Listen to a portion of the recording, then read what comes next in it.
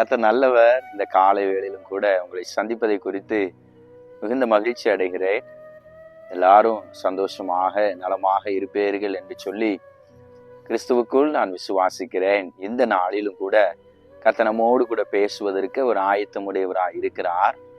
வேத வார்த்தையை நாம் தியானிப்போம். அதிலே உபாகம் 7வது அதிகாரம் அதனுடைய 15வது வசனத்துல இப்படியாக சொல்லப்பட்டிருக்கிறது. கர்த்தர் சகல நோய்களையும் உன்னை விட்டு விலக்குவார். பிரியமானவர்களே, இந்த உலகத்துல எத்தனையோ நோய்கள் வந்திருக்கலாம், இந்த நோய்களோடு கூட நீங்கள் வாழ்ந்திருக்கலாம். ஆனா இந்த காலை வேளையில ஆண்டவர் சொல்லுகிற வார்த்தை என்னவென்றால், உங்களை கர்த்தர் சகல நோய்களுக்கும் விலக்குவார்.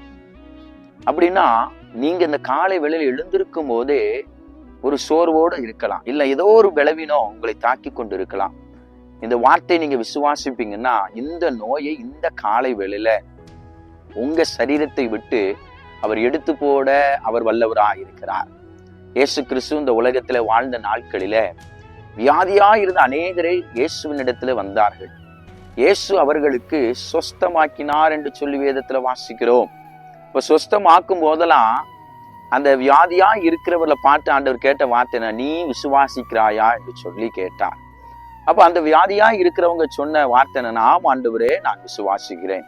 இப்போ நான் உங்களை பார்த்து கேட்கிற கேள்வி அதுதான், நீங்க இந்த நாளில தேவனை விசுவாசிக்கிறீர்களா? தேவனுடைய வார்த்தையை விசுவாசிக்கிறீர்களா? அப்படி விசுவாசிப்பீர்கள் என்று சொன்னா கர்த்தர் இன்னைக்கு இந்த காலை வெள்ள உங்க நோயை உங்க வாழ்க்கையிலிருந்து அவர் நீக்கி போட அவர் வல்லவராக இருக்கிறார்.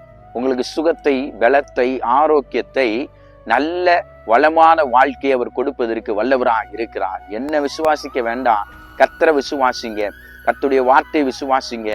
அவர் உங்கள் சரீர பலவீனத்தை மாற்றி பலத்தால் இடை கட்டுவார். கண்களை மூடி நாம் செபிப்போமா? அன்பின் பரலோக பிதாவே, இந்த காலை வேளையிலும் கூட யார் யாரெல்லாம் பலவீனமா இருக்கிறார்களோ, நோயோடு கூட இருக்கிறார்களோ, எல்லாருக்காய் செபிக்கிறோம். பலனுள்ளவன் பலனற்றவன் யாராய் இருந்தாலும் உதவி செய்வது உமக்கு லேசான காரியம் ஆண்டவரே. சகல நோய்களும் உன்னை விட்டு நீக்குவேன் என்று சொன்ன வார்த்தையின்படி எல்லா நோய்களையும் கர்த்தர் நீக்கி போடுங்க. உன்னத பலன் உண்டாகட்டும். கர்த்தருடைய வார்த்தையின்படி நடத்துங்க. விசுவாசிக்கிறவர்களுக்கு எல்லாம் கூடும். விசுவாசிக்கிறவனுக்கு விடுதலை உண்டு ஆண்டவரே. அந்த விடுதலை இந்த நாளிலே ஒவ்வொரு பிள்ளைகளுக்கு தரும்படியாக செபிக்கிறோம், வாழ்த்தி ஆசீர்வதிக்கிறோம். இயேசுவின் மூலம் செபிக்கிறோம் நல்ல பிதாவே, ஆமேன். கர்த்தர் உங்களை ஆசீர்வதிப்பாராக. ஆமேன்.